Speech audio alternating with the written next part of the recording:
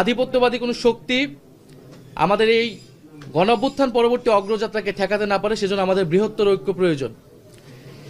সেই তাগিদ থেকেই আমরা জামাতে ইসলামী এবং তাদের যে সমমনা ৮ দল রয়েছে তাদের সাথে আমরা কথা বলেছি এবং তাদের যে নির্বাচনী সমঝোতা, জাতীয় নাগরিক পার্টি এনসিপি সেই নির্বাচনী সমঝোতায় সম্মত হয়েছে। নির্বাচন সুষ্ঠু করতে ও বৃহত্তর ঐক্যের প্রয়োজনে জামায়াতে ইসলামী সহ সমমনা ৮ দলের সঙ্গে জাতীয় নাগরিক পার্টি এনসিপি জোটের সিদ্ধান্ত নিয়েছে বলে জানিয়েছেন দলটির আহ্বায়ক নাহিদ ইসলাম। এছাড়াও আগামীকাল চূড়ান্ত প্রার্থী ঘোষণা করা হবে বলেও জানান তিনি।